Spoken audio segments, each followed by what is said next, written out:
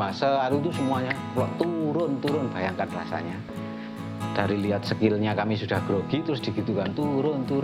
Akhirnya ini bisa nyala, kami main lagu pertama itu, baru mulai intro, aku dilempar arem-arem sudah dicokot itu. Sego ini nempel ini rai, pas tengah-tengah nyanyi, itu ya Allah, baru mau merintis gini, gimana aku cita-citaku jadi artis gugur ini.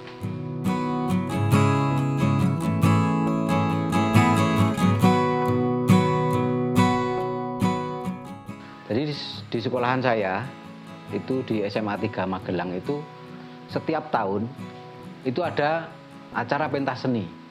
Biasanya kalau nggak salah ingat itu bulan Desember itu ada pentas seni di mana setiap kelas itu harus membuat pertunjukan.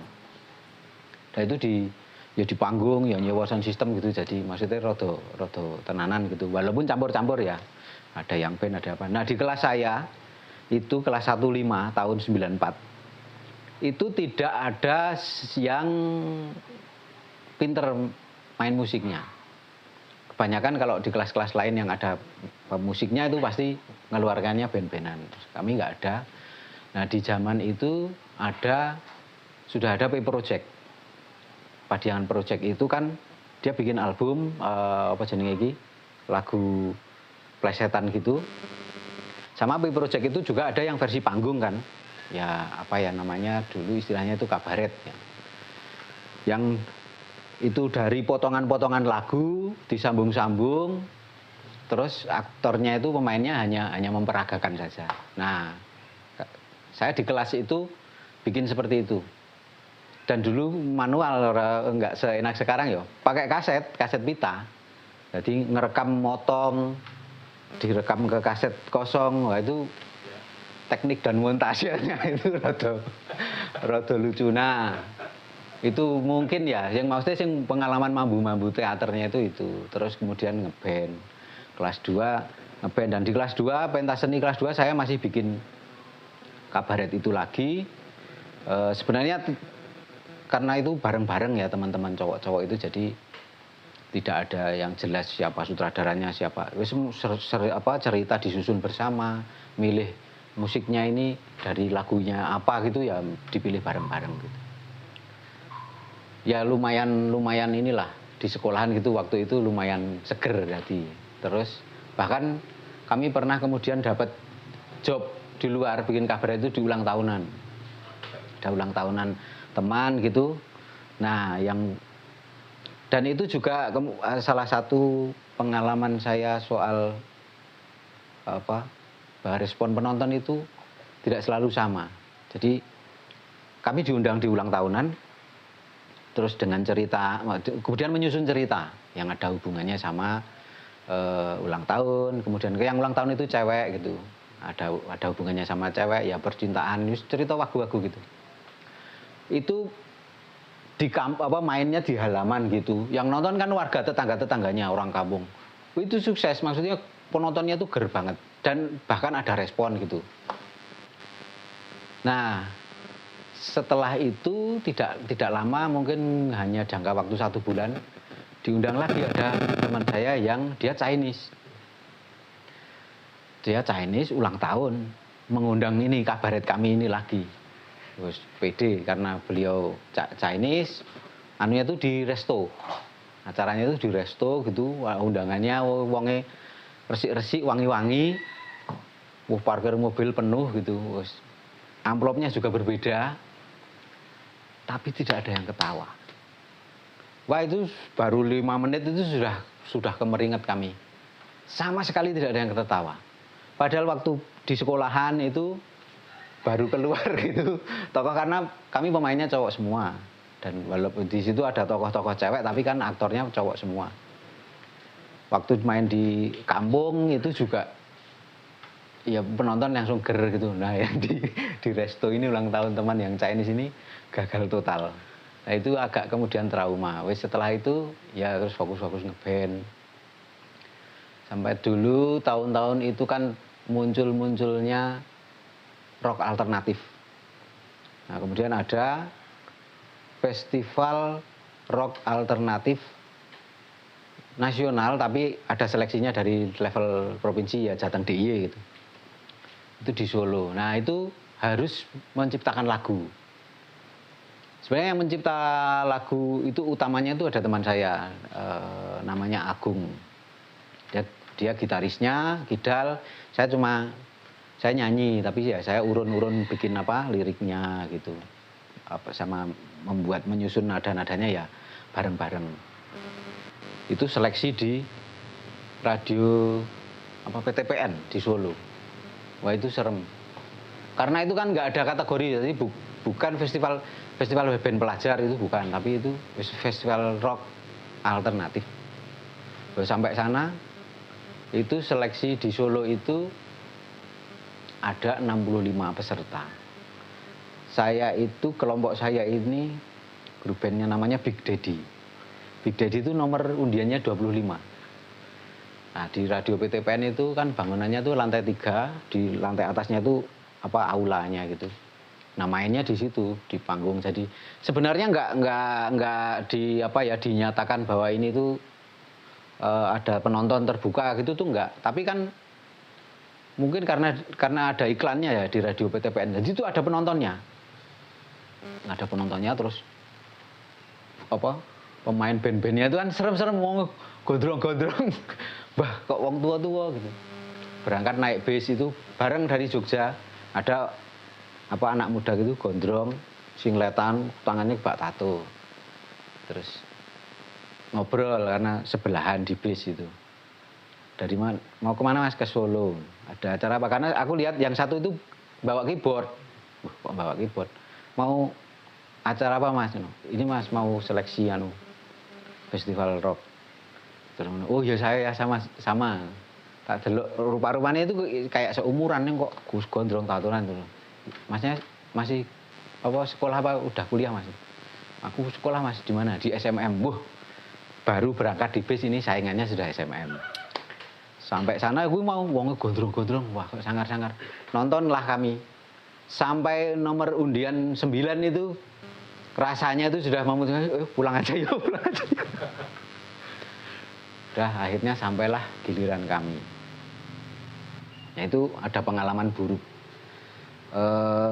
Efek gitar teman saya itu, si Agung itu tadi.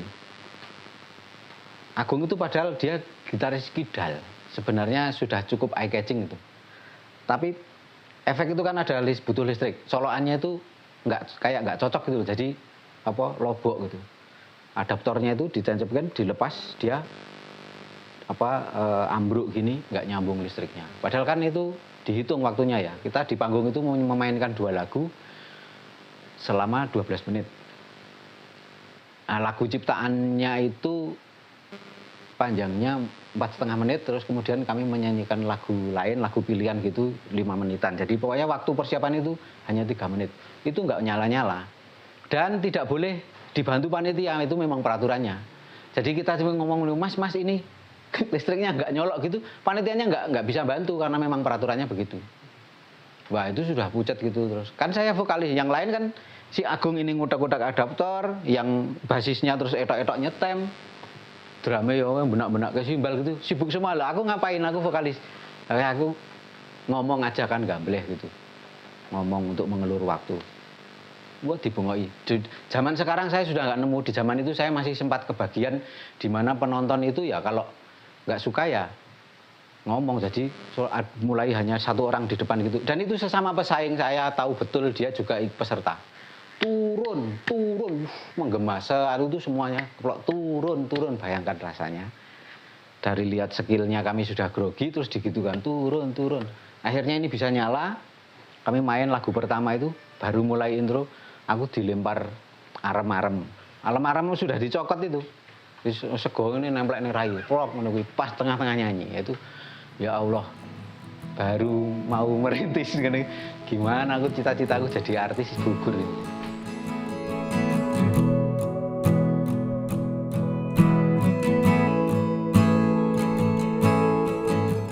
Tahun 97 saya masuk di UNY.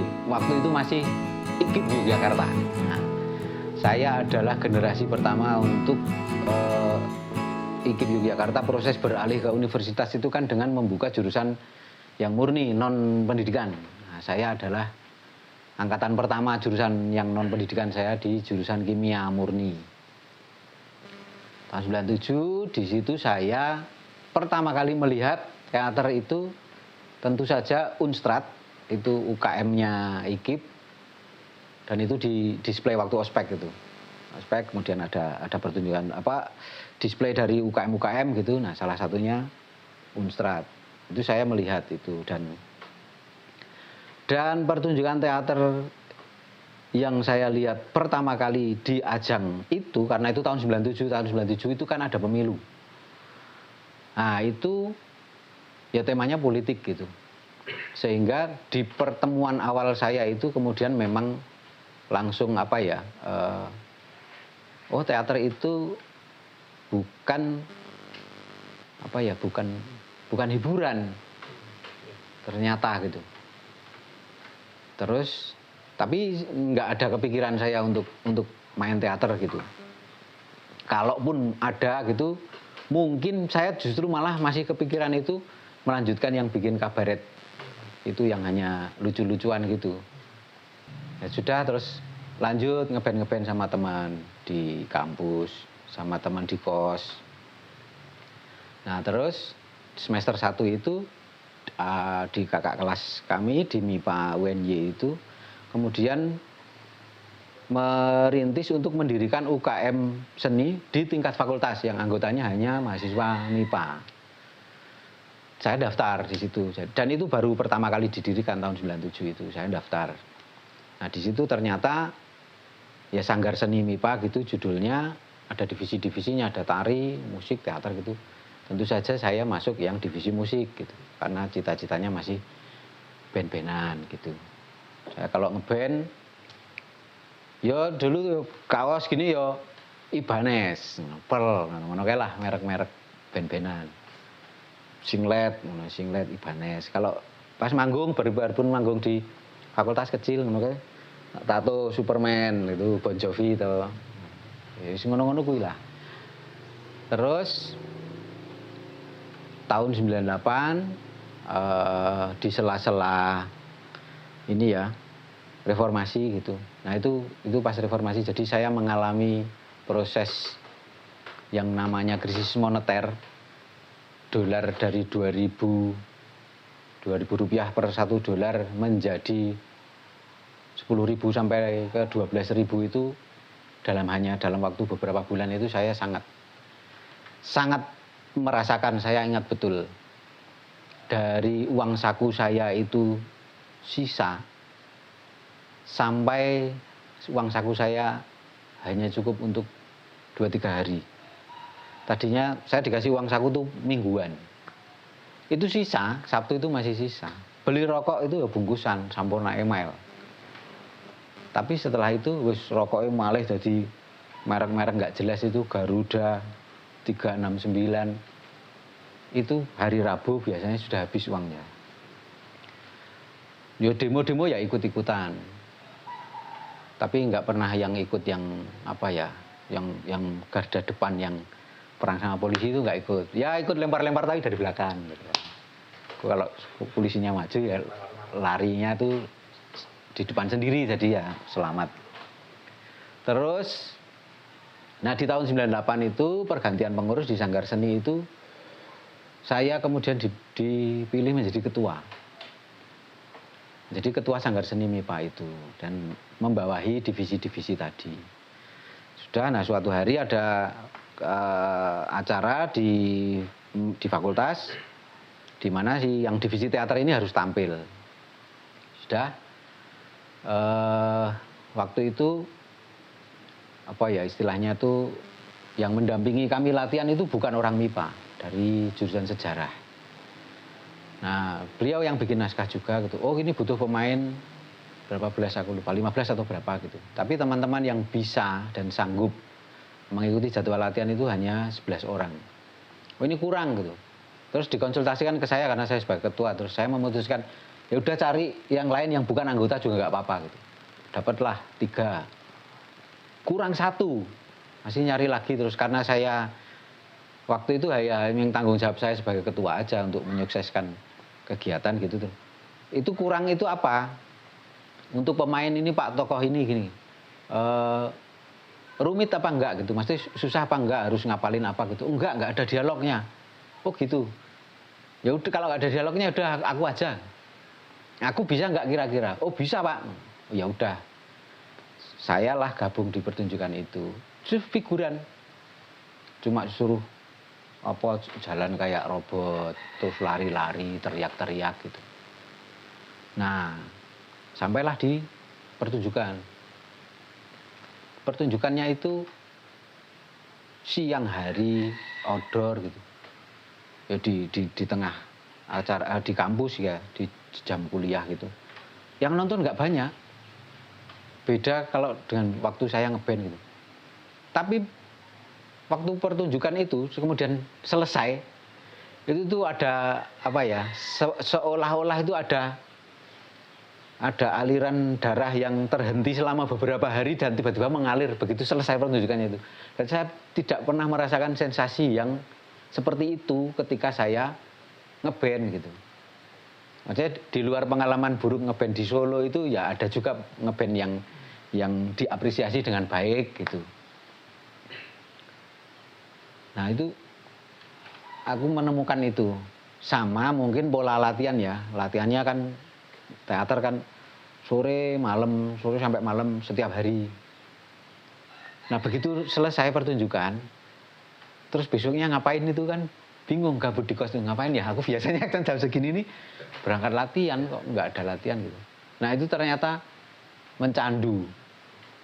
Ya udah setelah itu hanya mungkin selang 2-3 hari dari pentas debut saya pertama di teater itu, saya datangi kosnya teman yang ketua divisi teater itu. Dia cewek namanya Zuhrawati. Dia SMA-nya di teater Masa di Man 1. Jadi itu saya datang ke kosnya si Rara panggilannya itu, terus saya bilang, "Ra, aku jadi anak buahmu." "Loh, kamu kan ketua aku, Pak." "Ya kalau tapi di teater aku mau ikut." "Oh, maksudnya mau ikut?" "Ya, ya udah." Ada program-program latihan dasar, latihan rutin itu aku ikut. Nah, dari situ baru tahu ternyata apa ya, teater itu kan apa-apa bisa masuk gitu. Ya musik, ya seni rupa, ya tari ternyata bisa. Ngapain ini UKM-nya divisi-divisian kayak gini, tak bubarke. Tak bubarkan secara paksa ya enggak demokratis juga, memang tak kumpulkan pengurus, langsung aku ngomong ini nggak efisien gini-gini karena nggak adil juga misalnya pendanaan ya. Divisi band itu divisi musik itu pasti minta uangnya paling banyak. Atau nyewa panggung, nyewa apa sound gitu. Wah. Ya udah akhirnya itu dibubarkan. Yang teman-teman musik masih tetap bisa menyupport di pertunjukan teater gitu. Dan kalaupun merasa perlu apa ya panggung sendiri atau acara sendiri yang khusus musik nggak masalah, tetapi dalam proses manajemen kita sehari-hari itu nggak usah di divisi-divisi gitu. Udah itu. Terus karena kami teater hanya di fakultas di MIPA ya. Nah di universitas ada Unstrat yang sudah lebih bangkotan dan secara ya saya juga minder juga gitu nonton pertunjukan mereka lebih lebih serius lah. Di sama orang yang sudah mungkin seniornya yang sudah lulus juga masih mendampingi gitu. Sementara di kami itu tidak lama setelah aku gabung di teater itu, yang pelatih kami yang tadi dari jurusan sejarah itu, dia menemukan jalan hijrah. Jadi tiba-tiba dia mengontak saya, "Jadi itu nanti malam ke kos ya?" Ya, saya datang ke kosnya, saya dikasih kardus isinya celana jin. Jadi itu celanamu ukuran berapa? Waktu itu saya masih 27 28 ya Mas. 28 Pak. 27 juga muat. Waduh ini 29 nih. Nanti dikecilin sendiri. Apa ini Pak? Ini celanaku, celana jin. Ada 8 kalau nggak salah. Loh, kenapa Pak? Kamu pakai aja. Aku sudah nggak pakai jin. Terus sekalian aku pamit, aku nggak main teater lagi. Kenapa Pak? Jadi hijrah. Dia sudah pakai kostum nabi. Oke, gitu terus. Ya sudah. Saya nggak tahu apa-apa, tapi kan ketua divisi teaternya Rara, saya bilang, Rak, kamu gimana caranya kita itu pertunjukannya bisa kayak Unstrat itu loh. Itu kan teater. Kita ini teater palsu kan. Oh iya Pak gitu. Ya sudah gitu. Nah setelah itu kemudian jadi selama sampai dengan tahun mungkin 99 ya, saya ya cuma ngumpul-ngumpul di fakultas aja, nggak berinteraksi dengan seniman atau dengan pertunjukan di luar. Ya menonton iya, kalau ada pertunjukan entah di Sosieten entah di mana gitu, ya nonton gitu. Tapi nggak kenal siapa-siapa dan mentalnya masih seminder gitu. Waduh, seniman yang rambutnya gondrong kumel itu, wah kayak semakin kumel, semakin gondrong, semakin kumel itu semakin seniman. Wis grogi petukan wong ngono kuwi ndumluk aku. Nah, nama sekrup itu ditemukan setelah itu tadi. Waktu membubarkan divisi-divisi itu kita sepakati kemudian ganti nama gitu. Akhirnya ditemukanlah nama sekrup itu, teman saya Maman kalau nggak salah yang mengusulkan itu, yang ya asal nyeletuk aja. Ya tadinya yo sok ya gitu, yang karena ini IKIP gitu loh, teater guru, teater eduka, wah ngono gitu. Terus Maman itu sekrup. Oh sekrup itu bentuknya ulir-ulir gini. Oh ya setuju udah. Jadi namanya jadi kelompok sekrup. Tahun 2000 baru saya juga ikut UKM Vokal Group. Nah, itu UKM di tingkat universitas. Jadi anggotanya macam-macam. Nah, ada satu teman saya namanya Sisil. Itu jurusan seni tari yang dia sudah bergabung di kelompok Trocoh yang dipimpin Pak Junet Suryatmoko. Yang di tahun 2000 itu kelompok Trocohnya bubar. Kemudian membentuk lagi menjadi Sanggar Gardanala dengan dinamika kepengurusan yang berbeda gitu. Jadi orangnya sama, anggotanya sama dengan yang Trocoh itu. Cuman saya nggak tahu karena waktu Trocoh saya nggak ikut ya. Cuma diceritani bahwa berbeda sistem organisasi dan sistem demokrasinya berbeda. Nah itu mereka pertunjukan pertama Sanggar Gardanala itu melakukan pertunjukan pertamanya setelah reorganisasi itu. Saya baru masuk. Saya sama Anung itu juga teman saya di kelompok sekrup, satu kelas sama saya di jurusan kimia juga. Saya sama Anung masuk ke Gardanala tahun 2000 kayaknya. Kami ikut di pertunjukan judulnya Perkawinan Figaro. Di waktu itu masih Purna Budaya yang di kemudian hari menjadi PKKH dan kemudian hari diratakan dengan tanah. Nah di Gardanala itulah saya memang niatnya berguru atau ya mencari tahu lah teater itu apa, metode latihannya itu gimana gitu. Dan dari situ kemudian ya walaupun saya di Gardanala ya apa jenenge anggota kelas bawah lah, semeng figuran, undul-undul gitu. Bagian dialog satu kalimat itu seneng banget. Dan kan waktu itu memainkan naskah-naskahnya Teater Koma ya, naskah-naskahnya Pak Riantiarno. Jadi padat karya itu pemainnya selalu banyak. Terus ada koreografinya, ada lagunya gitu. Nah dari situlah kemudian aku menemukan oh ya ini bentuk ini yang cocok untuk di sekrup yang divisi-divisinya sudah saya bubarkan itu tadi. Nah dari situ sampai tahun 2000 saya itu ikut Perkawinan Figaro, kemudian apa lagi ya? Oh ada pertunjukan musik Meruang Waktu. Terus kok aku lupa setelah itu.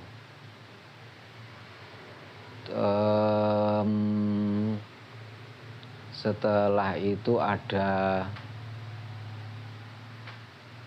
oh ya tidak lama setelah itu ini Gardanala bergeser menjadi Pak Junet waktu itu kemudian mulai mengkritisi pembelajaran keaktoran di kelompok-kelompok teater gitu. Pertunjukannya berhasil tetapi secara keaktoran itu tidak menghasilkan aktor. Nah termasuk pola-pola gaya-gaya naskahnya teater koma itu dalam tanda kutip dianggap tidak mampu menghasilkan aktor. Karena mungkin karena padat karya ya, pasti maka istilahnya tuh pembinaan keaktorannya itu nggak bisa detail karena pemainnya banyak sekali. Kemudian pilihan gaya pertunjukan seperti itu, pertunjukan musikal itu juga bukannya tidak penting, tetapi memang tidak memaksimalkan di pengkarakteran gitu, tidak menghasilkan aktor watak gitu. Jadi satu-satunya jalan untuk bisa menghasilkan aktor adalah memainkan karya realisme.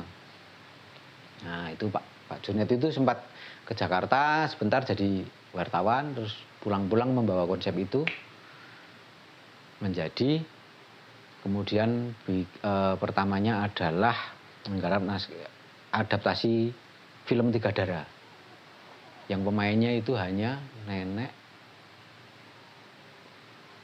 itu anak tiga darah, orang tua, nenek, sama tamu 7. Yang tadinya itu memainkan naskah teater koma yang pemainnya bisa 38, tiba-tiba produksi Gardanala ini hanya membutuhkan 7 aktor. Nah saya jelas masuk ke saringan, blos gitu, lolos, enggak. Udah saya diproduksi tahun 2001. Saya sambil KKN juga waktu itu. Nah itu adalah kesempatan saya untuk kemudian, waktunya saya untuk pulang ke Sekrup. Karena dulu niatnya memang begitu. Ya sudah, jadi semua hal yang saya dapat di Gardanala dari Mas Junet itu, ya tentu saja hanya sedikit yang nyantol itu, tapi ya sedikit itu yang saya bawa ke Sekrup, karena kemudian konsepnya Gardanala itu bergeser sehingga mereka sudah tidak lagi memainkan teater musikal ala teater koma gitu, maka saya melanjutkannya di Sekrup. Jadi baru itu, setelah itu kalau kemudian dinamika dengan di luar itu, ya baru setelah itu tahun 2003 Pak ya. Tahun 2003 saya kami Sekrup, aku nggak sutradaranya Anung, saya aktor itu menggarap naskah Semar Gugat tahun 2003. Setelah itu saya baru berinteraksi dengan dunia luar. Kemudian saya sama Abdul itu mahasiswa teater ISI, juga teman saya di Gardanala. Nah, di Gardanala waktu itu ya barengan saya itu salah satunya yang sampai sekarang masih berteater. Abdul Duma itu dia di Lampung, dia monologer di Lampung. Terus Ria Peppermoon, kemudian siapa loh yang masih berteater kayaknya. Paling itu Bowo, Filipus Malio Bowo yang sekarang dosen teater ISI. Terus kayaknya yang lain paling cuma itu. BW Purbanegara itu pernah muncul beberapa kali di Gardanala, tapi saya belum pernah satu produksi sama dia. Giras pernah diproduksi sampai Engtai sama Inyong Aridwianto.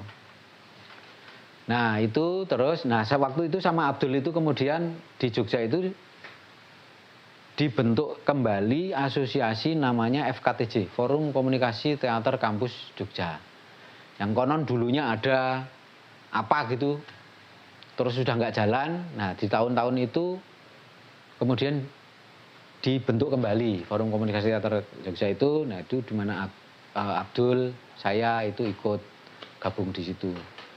Ya sama teman-teman di TGM, di UIN gitu. Ya Unstrat juga. Terus tahun itu 2003 itu ada FKY, di mana salah satu program teaternya FKY itu, kalau saya tidak salah, itu pertunjukan judulnya Suara-Suara dari Bawah Tanah atau apa gitu. Itu mengundang 11 kelompok teater kampus dan non kampus. Jadi diminta untuk mengirimkan beberapa aktor gitu. Kemudian berproses bersama. Saya kebetulan ikut, tapi saya melewati Gardanala. Saya menjadi kontingen Gardanala. saya sama BW. Terus yang teater kampus itu, nah itu prosesnya dibagi-bagi waktu itu. Ada wilayah utara, wilayah tengah, dan wilayah selatan. Wilayah utara itu Gardanala, TGM, Unstrat, SK, sama apa ya, kayaknya ada satu lagi tapi aku lupa. Terus yang tengah, ya wis yang wilayah-wilayah tengah sama selatan gitu. Dengan ada pendamping-pendampingnya, yang utara itu Mas Wani sama Mas Heru Sambowo almarhum. Tengah itu siapa, selatan itu Pak siapa, Mas Rumbara sama siapa gitu. Tapi itu tuh prosesnya itu agak panjang, kemudian sempat berhenti tanpa kejelasan.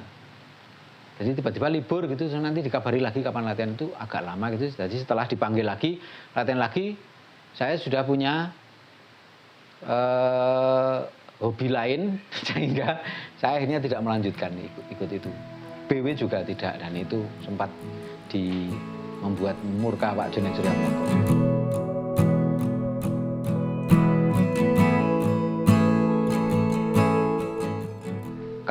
Kalau nama Ahmad Jalidu itu, saya itu sudah dapat panggilan, itu panggilan akrab sehari-hari itu Paraban gitu. Saya dapat Paraban Jalidu itu dari SMA, dari kelas 1 SMA. Nah waktu kuliah saya pikir tidak akan dipakai lagi gitu ya. Nah, tapi ada peristiwa lucu. Hari pertama saya ospek, bukan ospek, nah tahun 97 itu saya punya hal yang kamu tidak punya. Penataran P4. Jadi zaman dulu itu masuk kuliah itu penataran P4 dulu 1 minggu, baru ospek. Jadi ada dua-duanya. Nah, itu terakhir 97, 98 sudah nggak ada penataran. Nah, hari pertama penataran P4 itu saya berkenalan dengan teman yang sama sejurusan gitu. Jadi saya tanya jurusan apa Mas? Kimia. Wah podo. Kenalan tuh. Nah dia dulu menyebutkan namanya sastro. Kok sastro? Otomatis kok jenenge ra mungkin toh. Cah zaman saiki jenenge sastro. Pasti Paraban. Begitu dia sastro, saya refleks langsung Jalidu. Dia itu kenalan sama cewek pasti ketawa. Oh kayaknya ini untuk branding ke cewek lebih gampang gitu. Ya itu jenenge ketoke elek tapi jauh lebih mudah dikenal. Jalidu itu nggak akan tanya Jalidu yang mana gitu. Budi sing endi? Budi keriting, Budi lemu, Budi apa? Jalidu ya seminggu ini siji. Nah, jadi kelas pentas saya pakai nama Jalidu. Waktu di Gardanala juga sudah pakai nama. Walaupun nek zaman dulu masih model tanda kutip itu loh. Didik tanda kutip Jalidu.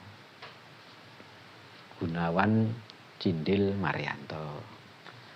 Nah, terus saya tambahi biar enggak, kan itu konangan, orang tahu kalau ini cuma nama Paraban gitu. Nah, kalau ini tahu nama Paraban, orang akan nanya nama aslinya siapa gitu. Nah, biar enggak nanya, nama Paraban ini saya sempurnakan supaya seolah-olah ini nama asli. Saya tambahi Ahmad itu. Dulu namanya pakai Maulana Ahmad Jalidu atau disingkat M Ahmad Jalidu. Orang sudah nggak akan nanya ini nama aslinya siapa, itu sudah nama asli pasti.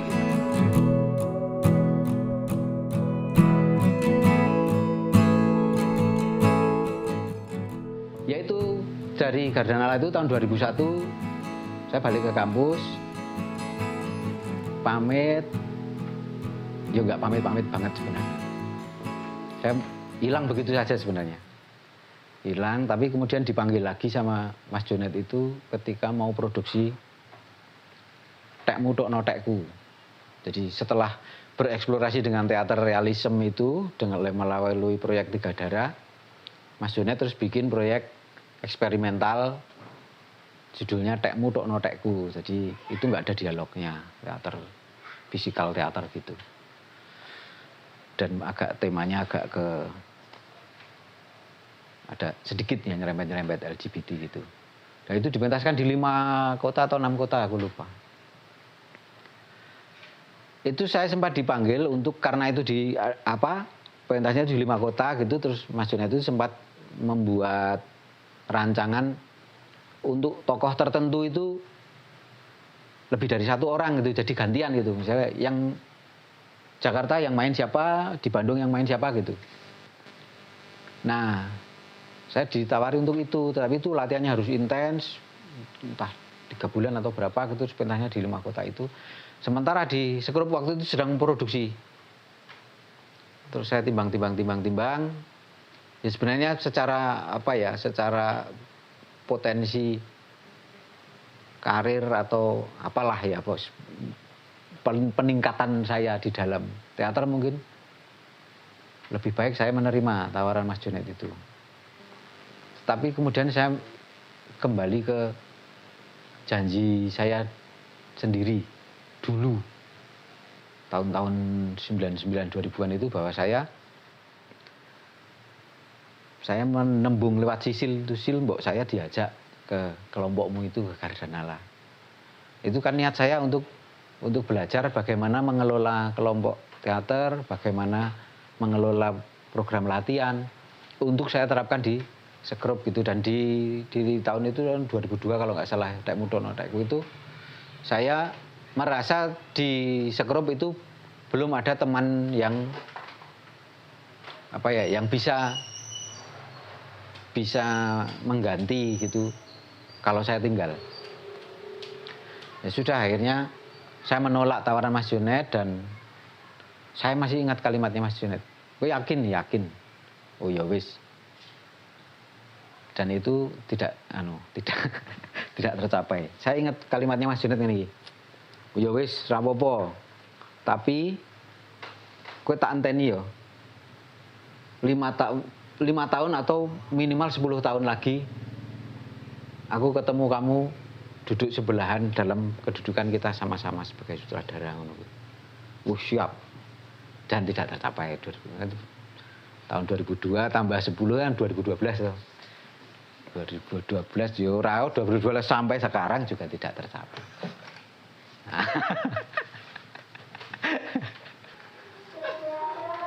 Jadi maksudnya ya masih kontak. Nah, dan di beberapa kali kesempatan itu ada hal-hal yang sering dia sampaikan itu. "Kowe iki ngopo ning kampus dadi demit gitu." Kan diam-diam itu kan ya namanya seperti politik mungkin ya. Karena di kampus itu ya, di tahun-tahun itu kan saya sudah nggak pengurus. Kampus itu pengurus itu setahun ganti. Saya sudah nggak tapi ya semua kan tetap saya bisa menentukan. Bahkan sampai zaman istri saya ini ketua Sekrup 2000 berapa? 2008. Zaman dia ketua ya saya yang menentukan programnya ini. Pertunjukan naskahnya ini saya yang milih. Nah, dari itu ngopo dadi demit. Oh iya. Nah, tapi walaupun saya demit itu saya lakukan sampai tahun 2008, 2010 ding. Tetapi proses anunya itu setidaknya itu sudah disadari, yaitu sekitar 2004 gitu. Itu sudah mulai apa ya? Kan semakin masuk ke teater itu ya kuwi candu nek cara bahasane Rendra iki, kelebon setan panggung itu kan semakin tidak bisa lepas, semakin pengen melakukan banyak hal. Padahal jenenge organisasi di kampus itu kan ada regenerasi gitu-gitu yang itu dalam konteks tertentu bisa jadi menghalangi regenerasi gitu. Kita masih pengen begini, ya kita pengen melangkah gitulah, tapi yang anggota-anggota baru kan masih belum. Dia harus belajar dari yang tahap-tahap basic gitu misalnya. Oh iya ya, ngapain kita ngerusui gitu. Akhirnya saya dengan beberapa teman itu Bolu, Barudin Fatukur Rahman panggilannya Bolu. Terus Agung Wijaya, sekarang dosen biologi di UNY. Nah, kami bertiga kemudian ngobrol-ngobrol terus akhirnya bikinlah untuk mewadahi alumni Sekrup yang masih seneng berkegiatan gitu. Supaya nggak ngerusui programnya Sekrup gitu. Terus kami bikin sendiri, namanya GMT itu.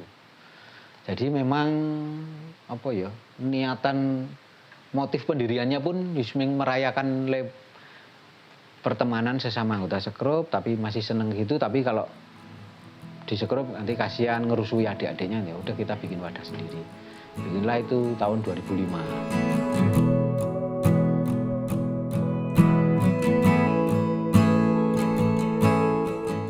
Kalau diurut-urutkan pembenarannya, kan dari awal dari kecil itu saya tuh memang seneng nyanyi, seneng sama lagu lah istilahnya.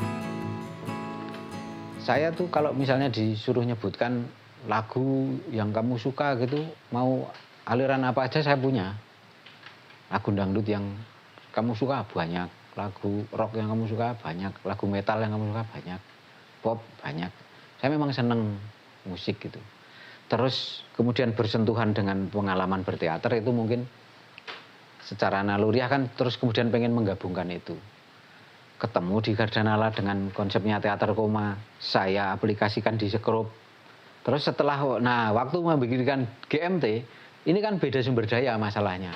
Kalau di sekrup karena ini organisasi kampus, satu anggotanya banyak, dana walaupun nggak banyak karena hanya di level fakultas, tapi kan ada lah gitu. Nah di waktu mendirikan GMT itu nggak ada, itu tahun 2005 itu yang sudah bekerja baru ya kami bertiga. Saya, Bolu itu masih guru honorer kalau nggak salah. Jadi misalnya mau ngejak urunan gitu, pada akhirnya ya seikhlasnya, siapa yang mau urun silahkan gitu. Kalau enggak. Kemudian saya yang istilahnya tuh mengumpulkan mereka, saya yang dipercaya menjadi ketuanya juga gitu. Pada akhirnya saya mengupayakan sebagian besar pendanaannya itu saya sendiri. Nah, itu kan kemudian kemudian ada konsekuensi penghematan. Jadi tidak bisa ya, misalnya waktu itu ada yang membiayai, ya mungkin saya akan kembali ke gaya-gaya kayak teater koma itu lagi. Tapi karena ini adanya segini gitu, akhirnya ya sudah, jadilah GMT yang nek arep diistilahke terus tak gawe-gawe light musikal ngono kuwi apa. Intinya pokoknya sebisa mungkin dalam pertunjukan ini tetap ono lagune lah. Gitu aja sih. Nggak ada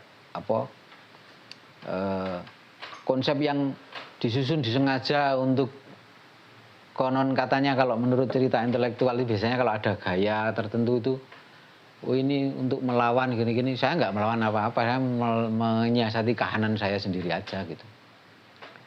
Sudah GMT gitu. Terus 2013 itu saya diajak Pak Ikun Sri Kuncoro membentuk komunitas namanya Forum Pencipta Lagu Muda yang diinisiasi Pak Leak di Kedai Kebun. Nah, disitulah di Forum Pencipta Lagu itu kami bikin acara setiap bulan. Acaranya namanya Festival, di mana setiap acara Festival itu siapapun yang punya lagu tapi harus karya sendiri bisa ditampilkan dalam format apapun. Maksudnya kalau memang kamu punya band, lagumu sudah rapi, dimainkan dengan rapi, segrup band silahkan. Sendirian genjerang-genjereng tok, enggak masalah. Nah itu 2013, nah terus 2014 ketemu Mas Ramses Suro Buldok. Mas Ramses itu relawan, dia penyuka musik, relawan di Rifka Anissa, di Tanda Baca juga kalau nggak salah waktu itu. Nah disitulah Mas Ramses tahu, saya juga ngurusin festival itu, Forum Pencipta Lagu, terus mengajak kerjasama. Karena Rifka Anissa itu butuh materi. Rifka Anissa kan punya desa-desa pendamping, kemudian ada acara-acara kampanye kesetaraan gender, anti kekerasan terhadap perempuan gitu. Nah biasanya mereka memainkan lagu, entah itu untuk ice breaking, entah itu memang untuk acara hiburan gitu.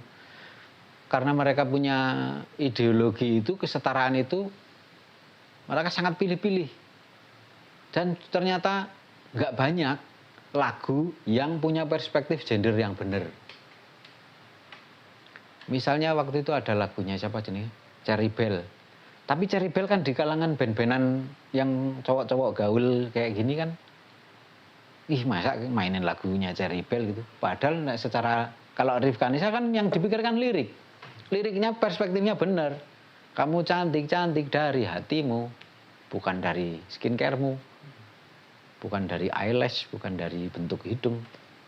Nah, misalnya kayak gitu-gitu loh. Nah, nyari lagu-lagu yang kayak gitu susah. Jadi Mas Ramses dan teman-teman di Rifka Nisa waktu kalau mau nyanyi mesti andalannya apa ya? Bimbi. Bimbi kata kenal lagi saudara. Itu kan proses transformasi perempuan karena tergila-gila sama gemerlapnya kota terus kepleset. Lagunya itu aja. Nah, Mas Ramses ketemu saya itu terus benar-benar kita bisa mengambil lagu. Akhirnya bikin workshop cipta lagu, bekerja sama dengan Forum Pencipta Lagu tadi. Tugas saya merekrut anggota Forum Pencipta Lagu yang mau ikut workshop di Rifka Nisa. Workshop cipta lagu untuk kampanye anti kekerasan terhadap perempuan. Adalah ada berapa belas orang yang mau gitu. 20 orang. Nah, ternyata udah diting bawa gitar, ada yang bawa keyboard, ada yang bawa saksofon. Full sehari itu nggak pegang alat musik sama sekali. Karena acaranya hari pertama itu cuci otak. Kami dicuci otak tentang apa itu kesetaraan gender, apa itu kekerasan. Kalau kesetaraan gender itu kadang bunyinya ya sebenarnya derajatnya sama, berbagi tugas, ngono-ngono kuwi, dan sehingga kita masih punya pembelaan. Lah iya, aku nyambut gawe metu terus bojoku ngumbah-umbah ngepel ngono gawe wedang kan kuwi pembagian tugas gitu. Padahal kan enggak juga ternyata. Nek dihitung, ditimbang ternyata apa sing ning omah. Karena awak dhewe wong lanang gayane tangi esuk aduh mangkat nyambut gawe ning kantor ning ngarep komputer, datudut ngopi. Bojone kemringet njengger walik ning omah. Oh iya ya, ternyata itu belum tentu adil. Nah, cuci otak itu hari keduanya bikin lagu. Nah, dari situlah kemudian. Nah, kalau Ranis Akustik itu sudah ada. Ranis Akustik itu adalah nama kelompok musik yang isinya relawan-relawan Rifka Anissa waktu itu. Yang dipimpin oleh Mas Ramses Suro Bulldog itu. Nah, terus hasil workshop itu dirapikan, direkam. Dan materi rekamannya itu dinyatakan atas nama Ranis Akustik. Dan didedikasikan ke Rifka Anissa untuk digunakan sebagai media kampanye. Di luar itu Ranis Akustik juga dipersilahkan, atau teman-teman di luar Ranis Akustik pun dipersilahkan menggunakan lagu itu secara royalti-royaltinan gitu. Nah, akhirnya kadang-kadang ada event gitu, walaupun saya tadinya nggak Ranis Akustik, karena misalnya lagu saya yang dipakai, lagu ciptaan saya, Balada Si Eni gitu. Wah, ini lebih ideal yang nyanyi, yang bikin lagunya gitu, saya diajak. Akhirnya terbentuk orang yang paling sering berangkat itu aja. Saya, Erlina Rahmawati, Nada Bicara. Itu dia juga dari FPLM, terus masuk workshop itu di Ranis Akustik, terus dia bikin bendera Nada Bicara. Ya persentuhannya itu. Jadi dulu ya Ranis Akustik, kalau Ranis Akustik ya konsepnya kan kelompok musik ya, kita tampil ya nyanyi aja gitu. Paling sama gambleh, menjelaskan latar belakang dan maksud setiap lagu. Nah, baru di 2015 itu saya sudah lama. Saya bikin teater terakhir itu 2012. Itu nyanyian Rimbayana, musikal juga. Setelah itu saya nggak ngapa-ngapain. Nganggur, ranti duit. Dan sejak mendirikan GMT itu saya sudah tidak terbiasa membuat proposal, cari sponsor itu sudah bingung caranya. Jadi yang nalar di otak saya itu kalau mau pentas itu harus biaya sendiri gitu. Nah, tahun 2011 itu saya sama Gito dapat kontrak pendampingan sekolah korban gempa di Gunung Kidul, dibantu sama Astra, dibelikan gamelan, terus Astra membayar guru gamelan selama 1 tahun. Lalu itu bayarannya mahal sekali. Saya yang dapat kontraknya. Sugito Hadisupatmo yang berangkat mengajarnya, itu gajinya saya potong banyak sekali. Ini kontraknya senilai segini dari Astra. tak potong separuh gajimu. Dan Gito mau, ya oke. Nah, hasil ngakali Gito itu, potong-potong itu tak tabung, akhirnya bisa produksi nyanyian Rimbayana di Sositet. Ora proposal-proposalan, bayar sewa dhewe. Konsumsi bayar dhewe. Dari duit ngakali Gito itu. Nah setelah itu nganggur, nggak ada proyek itu ya nggak produksi. Nah 2015 baru ada ide itu dari albumnya Ranis Akustik itu, tak pilih beberapa lagu, tak urutkan, ini jadi cerita. Walaupun core ceritanya sebenarnya dari lagu Balada CNI yang saya ciptakan sendiri ini, karena itu sudah naratif kisah gitu yang lagunya itu saya jelentrehkan jadi adegan-adegan gitu, terus ini lagunya yang ini bisa tak tempelkan di sini, lagunya ini tempelkan di sini. Jadilah gitu, terus saya, nah ini siapa yang membiayai, saya nggak punya uang, nggak ada pekerjaan, nggak ada proyek, terus saya coba ajukan ke Rifka, kemudian diarahkan oleh teman relawan di Rifka itu ke ALLB, Aliansi Laki-Laki Baru. Sudah lewati waktu itu produksi Ngono Ya Ngono itu sponsornya ALLB. Ya sudah kan, setelah itu juga nggak ngapa-ngapain lagi saya. Sampai sekarang nggak ada karya. 2015 sponsor ALLB, 2018 pentas di acara di Unrio ini. Di Senatalis Unrio. Yaitu karena diundang ya, istilahnya kayak job gitu. Terus sudah 2022 ya 2020 paling harus menyutradarai drama musikal di Loka Art di Gunung Kidul. Menyutradarai si siapa? Karyanya Dinarus di Jagungan Wagen. Ya kadang-kadang misalnya yang karyanya Dinarus di Jagungan Wagen itu Till There Was You itu kan dia itu naskahnya yang nulis Dinarus sama Andi SW. Tetapi memang ide dasarnya kan dari lagunya Beatles Till There Was You. Terus nanti ada puisi-puisinya Andi, nah itu terus dibikin lagu gitu ya. Itu ya bukan drama musikal tapi ya drama, tapi nanti tahu-tahu di titik tertentu ada lagu gitu. Apakah itu diterima publik sebagai drama musikal ya ora urusan. Pokoknya nek drama yo ora ono lagune itu saya rasanya kok wagu.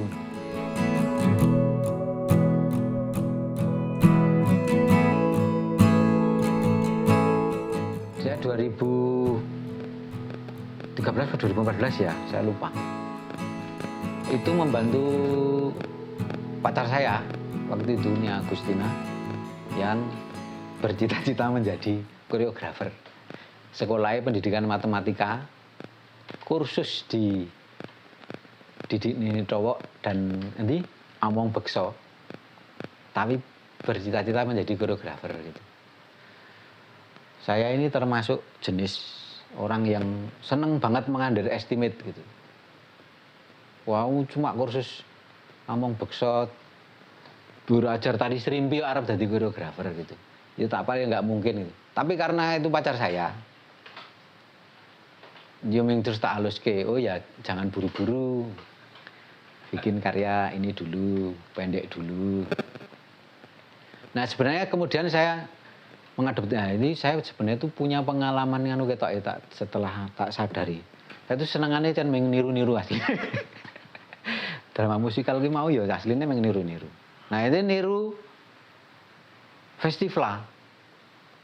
Festival itu kan dalam satu malam ada orang yang punya karya masing-masing tampil bareng dalam satu panggung.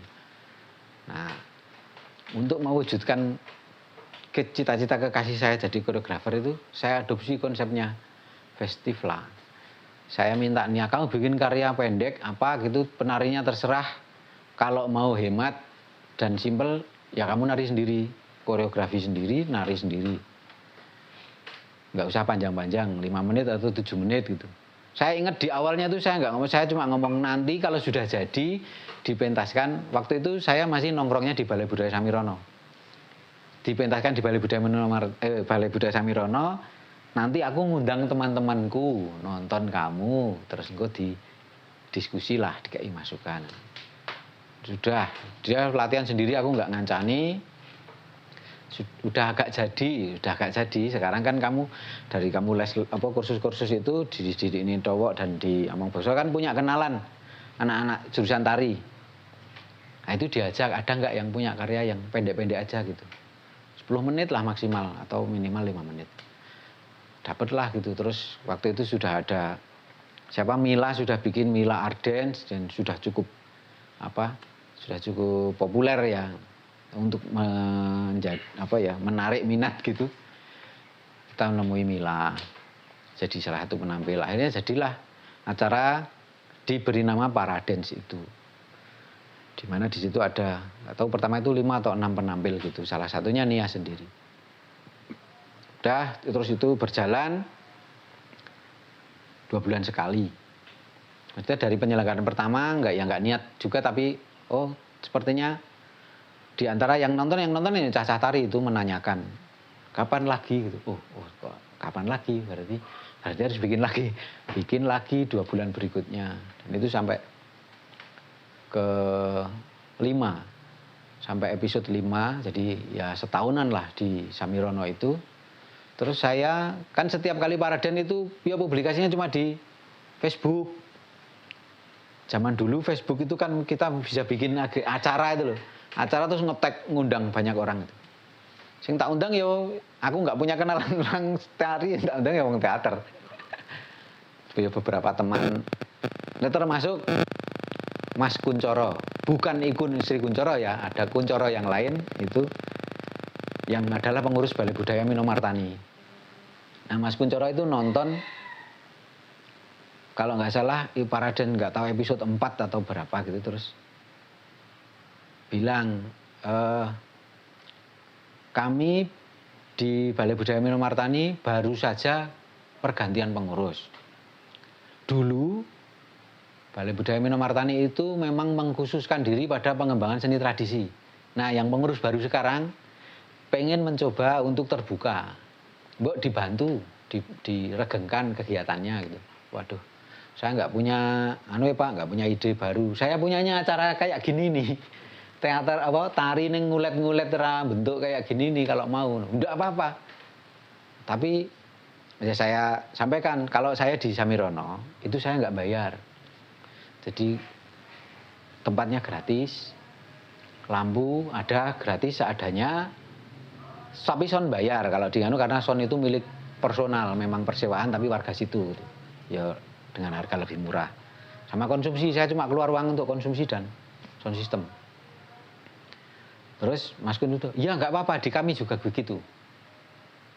Terus saya sempat tanya teman yang pernah kegiatan di Balai Budaya Minomartani itu, bilangnya dapat di sana itu ada biaya kebersihan gitu. Saya tanyakan sekali lagi, saya temui, saya datang ke Balai. Pak, saya dapat info katanya kalau bikin acara di sini ada biaya kebersihan gitu. Ada Mas, tapi khusus Mas Jalidu kami bebaskan. Wuh, siap. Ya wes, Paraden itu dipindah ke situ. Terus nah, forum pencipta lagu tadi yang di Kedai Kebun itu bubar.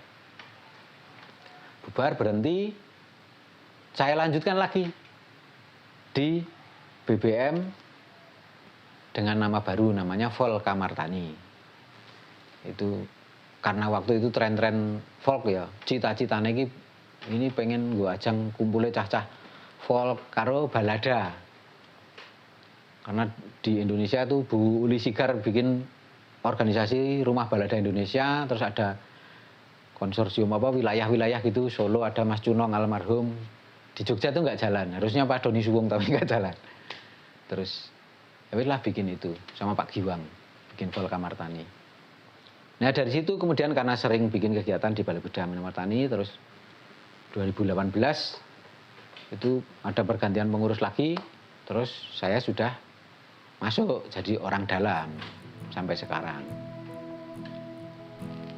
Kalau di Balai Minomartani begitu ceritanya.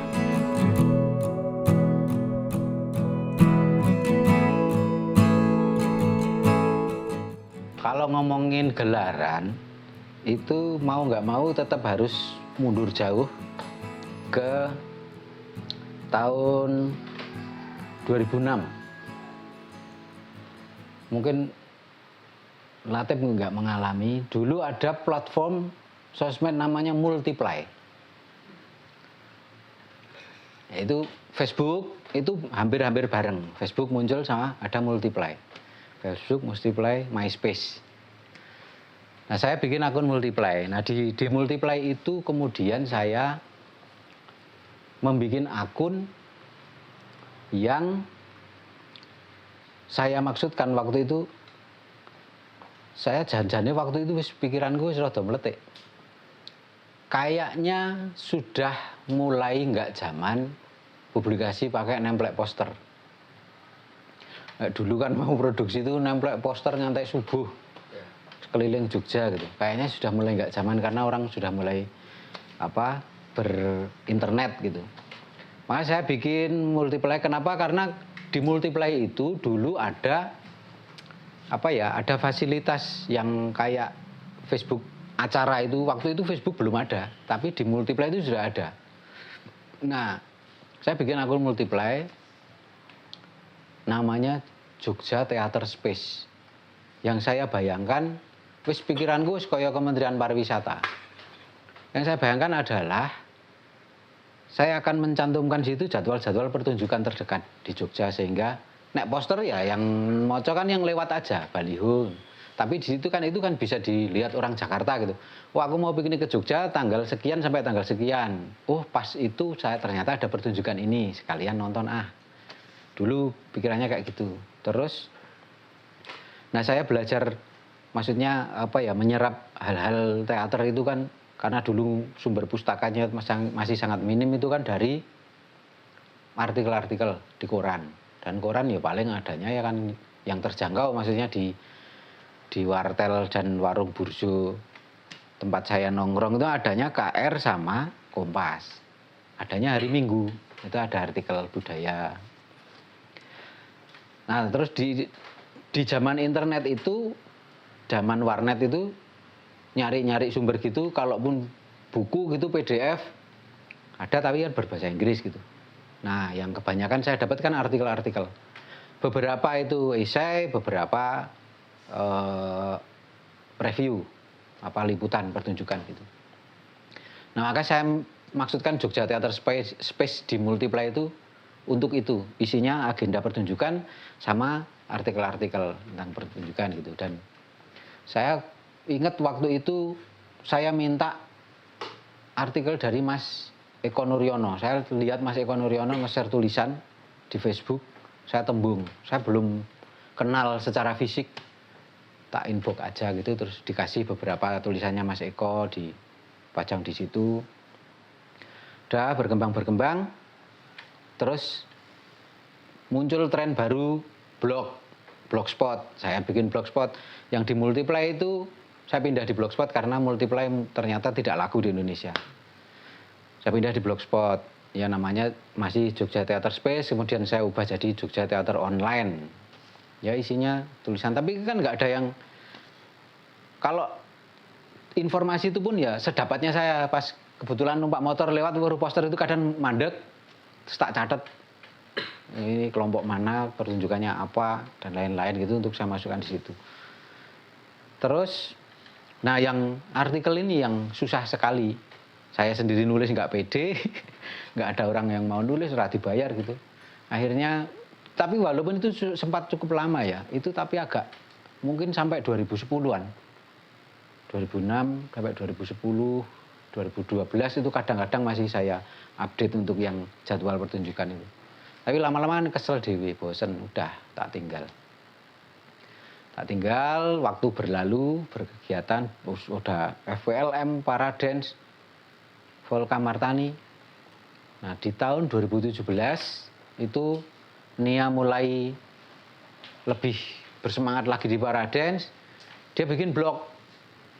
Nia itu bikin blog, nulis artikel tentang tari kontemporer gitu. Isinya mungkin 5 atau 6 tulisan gitu. Terus saya diamkan saja, saya belum punya ide.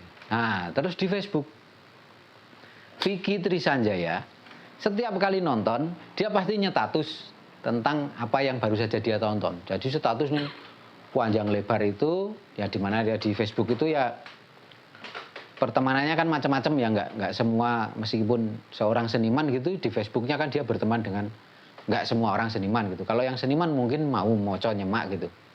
Tapi yang enggak itu kan malah njuk ming do komentare ngono kuwi. Aku weruh dawane wis nangis ra sida maca misalnya. Dan itu beberapa kali Vicky melakukan itu. Terus ini Nia bikin blog. Terus Vicky bikin ini. Oh, daripada orang mencar-mencar, tak satukan aja. Saya kemudian cita-cita saya Jogja Theater Space itu muncul kembali. Tak inbox Vicky. Vicky, tak bikinin web, tulisanmu tak pindah di web. Setelah itu kamu nggak boleh nulis di status Facebook lagi. Oh iya, boleh. Udah, saya bikin website. Tadinya mau tak jenengi itu Jogja Theater Space gitu. Wah, kok terlalu sok yes. Satu terlalu sok yes bahasa Inggris. Yang kedua, tapi itu neng Jogja tok gitu. Kenapa enggak se-Indonesia Raya atau malah se-Asia Tenggara gitu. Makanya namanya yang enggak pakai nama Jogja gitu. Terus apa ya gitu, cari ketemulah nama Gelaran. Ya sudah, saya bikin gelaran.id. Tulisannya Vicky. Ya, pertama ya yang tak leboknya tulisannya Vicky sama tulisannya Nia. Udah itu tak share. Terus saya waktu itu nginbox beberapa orang senior di pertunjukan yang saya kenal secara pribadi dan saya tahu dia bisa nulis kalau mau. Dan beberapa kali nulis itu, saya inbox itu. Beberapa orang itu ya mungkin ada sekitar 19 orang. Tidak saya sebutkan namanya, tapi hanya satu yang merespon. Itu pun dia mengirimkan artikel lama yang dia kirim ke media tapi tidak dimuat. Terus setelah saya baca isinya, kayaknya sudah terlalu audit gitu. Peristiwa yang dia bahas itu sudah terlalu lama dan bukan sesuatu karya yang fenomenal. Jadi wah kayaknya enggak tadi tak muat. Tapi ya saya agak tuh 18 orang itu tidak merespon sama sekali. Padahal saya tahu dia aktif messengeran gitu. Karena sering saya info acara gitu tuh kadang ya bales. Matur nuwun Mas, terima kasih infonya. Semoga bisa datang ya. Tapi waktu saya inbox soal gelaran, kalau ada tulisan saya muat ini tapi tidak ada honor, ini hanya murni untuk regeng-regeng suasana pertunjukan gitu. Nah nggak ada yang merespon itu. Akhirnya ya wes lah saya menelitinya cah nom-nom aja di SW tak Dinu. Baru kemudian lah muncullah ada Mikel Habir Aditya, Mbak Rene Sariwulan yang nulis tentang tari gitu. Ya sudah, dan itu bergulir lama ya. Dulu ya yang nulis, yang kontribusi paling itu aja. Vicky itu ranking 1 sampai hari ini ya. Jumlah tulisan yang dimuat itu banyak. Dan saya yang kadang kecewa tuh ada misalnya, ya beliau masih aktif sampai hari ini masih aktif berteater. Dia lulusan dari sekolah teater gitu. Kadang kan untuk memancing dia, misalnya ada tulisannya Vicky nih, saya muat. Terus linknya kan saya sebar ke beberapa orang gitu. Ke teman-teman teater gitu. Ada yang menanggapi sip. Ada yang malah nyacat tulisannya gitu. Tulisan kaya ngono dimuat gitu. Lah sing apik mboten enten ya adanya ini. Anjir situ enggak mau nulis. Mbok situ nulis ben isine apik. Ada lagi yang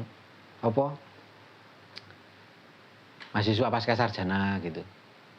Mungkin nggak tahu dia praktisi atau enggak gitu, tapi mungkin berasal dari luar Jogja, kuliah pasca sarjana kajian seni di sini gitu, terus nulis gitu. Ya namanya mahasiswa kajian seni, tentu saja nulisnya nggak seperti yang hanya kesan pribadi gitu kan, pasti di situ mengutip apalah filsuf siapa atau mengutip teori apa gitu. Itu saya kadang-kadang ya ada orang senior itu malah komentari. Wiki janjane ngomong Arab.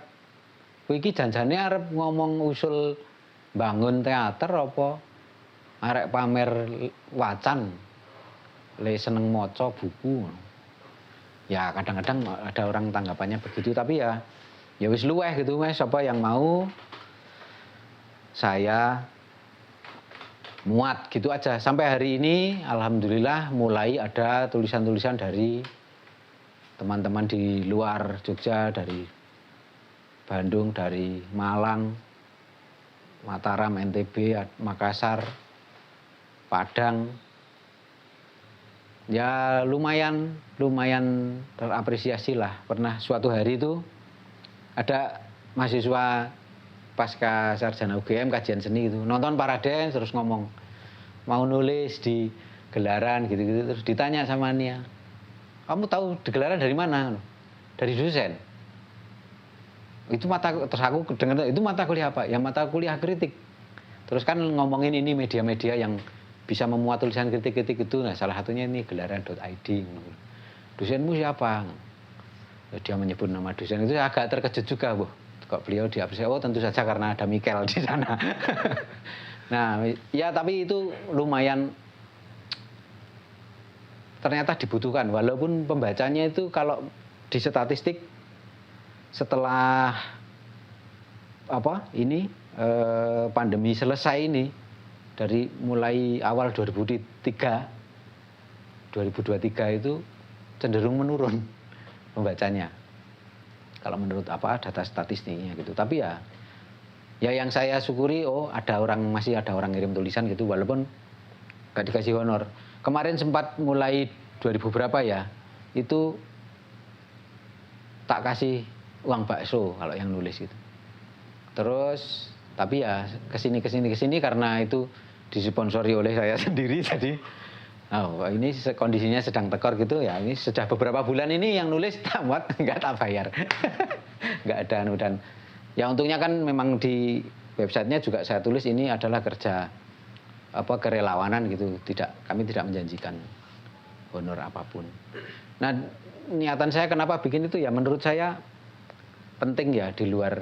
Nah zaman dulu kan ada habis pentas itu sering kali ada diskusi gitu. Tetapi itu pun sejauh saya mengalami juga tidak banyak diskusi yang yang sifatnya itu bisa membangun itu, karena kadang kalau berhadapan langsung itu kalau mengkritik terlalu keras gitu, orang yang dikritik juga langsung ofensif. Kalau di tulisan walaupun terlalu keras, tapi aku yakin yang dikritik ini tetap akan memikirkan, walaupun sakit hati ya. Sakit hati, wah asem aku diunek kayak gini. Tapi dia pasti akan tetap memikirkan gitu. Ya setidak-tidaknya untuk regeng-regeng itu niat saya nggak terus muluk-muluk ini benar-benar bisa menjadi media yang menyokong perkembangan. Ya bunyinya kalau ngomong sama orang luar negeri begitu, tapi janjane di dalam hatiku tuh ya regeng-regeng wae supaya ada gunanya. Ahmad Jalil itu gunane ning Indonesia ini ngopo lho iki lho ngopeni website gratisan. Ya, kalau gelaran seperti itu.